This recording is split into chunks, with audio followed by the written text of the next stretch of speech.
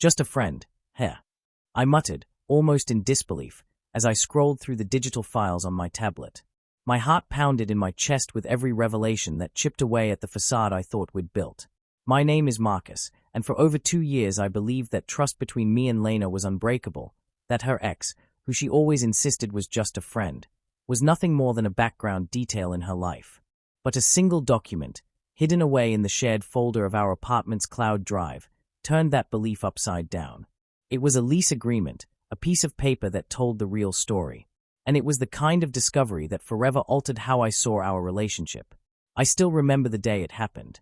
It was a typical late autumn afternoon, the kind when the wind whispers secrets through bare branches and the sound of distant traffic blends with the melancholic tunes of a street performer on a corner.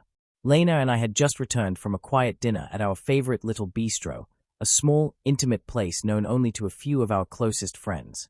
We were still laughing off the trivialities of the day when she brushed off my question about her ex Marcus. Don't worry about him. He's just a friend from college, she said with a casual smile that didn't quite reach her eyes. I tried to shrug it off, convinced that my insecurities were playing tricks on me. After all, she had told me this story countless times.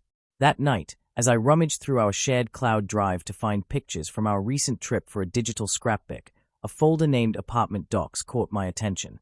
Curiosity piqued. I clicked it open. Among the bills and maintenance schedules was a document that stood out, a lease agreement with the names of 2 tenants. My eyes skimmed the lines until I saw it, her ex's name, signed as one of the tenants, alongside Lena's. My stomach dropped. I reread every line, dates, signatures, the small print confirming that they both had exclusive rights to the apartment in the same complex. It wasn't just a friend. It was something much more. I sat there in stunned silence, the hum of my computer a distant background noise as I tried to process what I'd found. Questions swirled in my mind relentlessly. Had she been living a double life? Why would she hide the fact that her ex was not only in contact with her but sharing a lease with her? The betrayal wasn't just personal.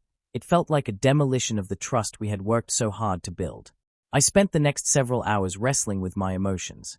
I replayed every conversation, every sigh, every fleeting moment in her eyes that I now interpreted in a different light. I wondered if I had been naive, if I had simply refused to see the truth because I didn't want to believe that the person I loved could deceive me so completely. The pain was raw, burning deep within me, and yet I knew that I couldn't let this discovery fester in silence. I had to confront her, even if it meant shattering any remnants of our past intimacy. That evening, I arranged to meet Lena at the quiet park near our apartment, a place we'd frequented during happier times when the world seemed full of promise. I arrived early and sat on the old wooden bench under our favorite oak tree, its leaves whispering secrets in the cool evening breeze. I wasn't sure what to say, whether my voice would quiver with anger or sorrow. All I knew was that I needed to hear the truth from her own lips. When Lena arrived, she was remarkably composed, her expression neutral but her eyes betraying a hint of apprehension. "Marcus, what's wrong?" she asked softly, as we sat down on the bench. I took a deep breath, gathering all the emotions swirling inside me. "Lena, we've talked about your ex before. You say he's just a friend. But I found something in our cloud drive, a lease agreement. It shows that you and he share a lease for an apartment." I paused, letting my words sink in. How could that be just friendship? Her face fell, and for a long moment, she looked away, unable to meet my gaze. Marcus, I'm sorry," she finally said in a voice heavy with regret. "I didn't want to hurt you. I thought it wouldn't matter. He's complicated. It started out as a friendship, but then things got more. I didn't know how to tell you. I was scared, and I thought I could keep the 2 parts separate." The honesty in her voice, though laced with remorse, didn't make the betrayal any easier to swallow. "Separate?" I pressed, struggling to control the tremor in my voice. "How do you separate living with someone over a lease? How can you claim it's just a friend when your name is on the same document?" Tears welled in her eyes, and she said, "I know it sounds crazy, Marcus. I tried to keep it minimal. I thought it was a part of my past that wouldn't affect us. I wanted a fresh start, but I realize now that I made a terrible mistake by hiding the truth from you." Her words were a mix of confession and apology, and while part of me longed to forgive, another part seethed with hurt and disappointment. We sat there for what felt like hours, surrounded by the rustle of leaves and the distant laughter of children playing. I asked her question after question, desperate to understand her motivations and the extent of the deception. "Did you ever think I'd find out? Were you ever honest with me about any of this?" I whispered. She broke down, her voice barely audible. "I was afraid, Marcus.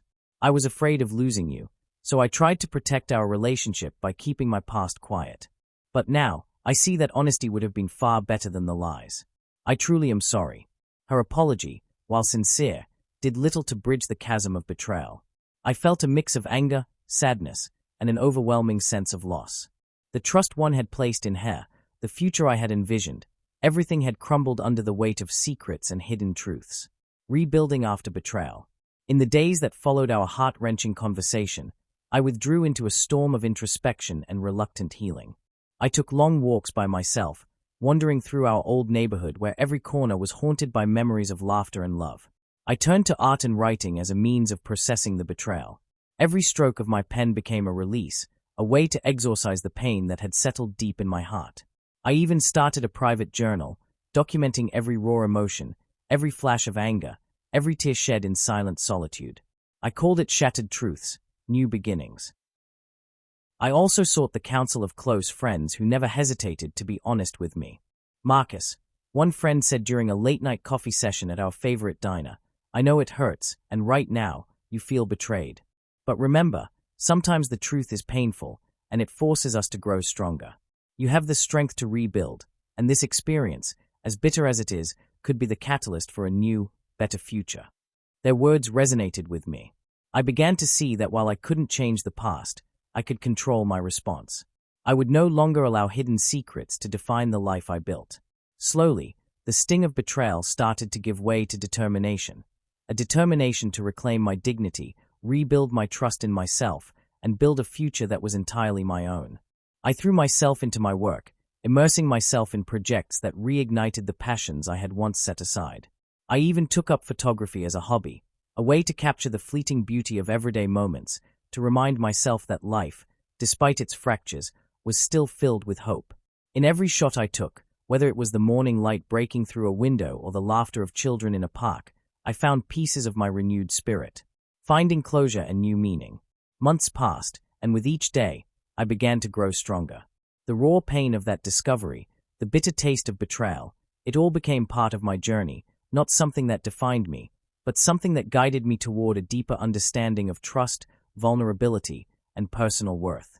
I started sharing selected pieces of my story on my blog, Shattered Truths, New Beginnings, in the hope that others might find solace in knowing they weren't alone. The responses poured in, messages of support from strangers, heartfelt emails from those who had experienced similar betrayals, and even a few thankful comments that said, "Your words helped me face my own painful truths." I never did get the ring back. It had become a symbol of a chapter in our lives that was now irretrievably lost, a tangible reminder of the past I could no longer trust. But in its absence, I found something unexpected: freedom. I learned that while material objects can hold deep sentimental value, they are merely symbols of the people and memories we cherish. The real treasure was the growth I experienced, the lessons learned, and the resilience I discovered within myself. One bright, hopeful morning, I met Lena, an old friend and fellow artist, at our local park. As we walked along a tree-lined path, we talked about creativity, healing, and the importance of truth. "Marcus," she said softly, "sometimes it's the shattered pieces that let us see clearly. What happened to you, as painful as it was, opened your eyes to a new way of living. You're stronger than you know." Her words were like a balm, soothing the raw edges of my pain and encouraging me to look forward rather than dwell in the past. I realized that my experience, while deeply personal, was also a universal tale about the inevitability of truth, the complexity of relationships, and the power of resilience. I began to mentor others, both through my writing and through casual conversations, reminding them that while betrayal is never easy, it can pave the way for unexpected growth and new beginnings. Don't let hidden secrets hold you down, I'd say during one of our small group discussions. Every scar is a testament to survival, and every painful truth can lead you to a life more authentic than you ever imagined. A new chapter unfolding. Now, as I sit in the soft glow of my study late one evening, with the city's distant hum providing a comforting background, I look back on the whirlwind of emotions and revelations that transformed my life. I remember the shock of discovering the lease agreement that confirmed Lena's deception, the long nights spent questioning my own worth, and the slow, painful process of confronting the truth. It was a journey from betrayal to healing, from shattered trust to a rebuilt foundation of self-respect. I learned that while love and trust are fragile, the strength to overcome betrayal comes from within. Every piece of digital evidence, every hidden folder on our shared drive, served as a catalyst, forcing me to face the reality of what had been and to forge a future defined by honesty and resilience. I discovered that although I lost something invaluable that night, I also gained the clarity to rebuild my life on my own terms. Every morning, as I sip my coffee and watch the sunrise from my window, I remind myself that my journey is a testament to the power of truth. I've learned that while material symbols, like a family heirloom or a cherished ring, can be taken, the legacy of our experiences, our growth, and the lessons we share are invincible. I continue to write, to capture moments with my camera, and to connect with others who have faced similar betrayals, all the while building a future that reflects my true self. If you're ever faced with hidden secrets and painful truths left by someone you trusted, remember that the journey to healing begins with confronting the truth. It might be painful, it might feel like your world is falling apart, but know that in that pain lies the seed of transformation. Document your truth, share your story, and let every heartbreak be the foundation for a future that is unmistakably yours. This is my story, a journey from disbelief and betrayal to healing and empowerment. I was left reeling when I discovered Lena's deception in that innocuous lease agreement, when I realized that the foundation of trust we had built together was nothing more than a carefully concealed secret. But through that dark chapter, I found the strength to reclaim my dignity, to rebuild my life, and to transform every painful memory into a stepping stone for growth. So here's to the ones who have been hurt by hidden truths, to the ones who have faced betrayal and emerged stronger. Your truth, however painful it may be, is the key to your freedom. Embrace it, document it, and let it propel you toward a future where your worth is defined not by someone else's deceit, but by your unbreakable spirit.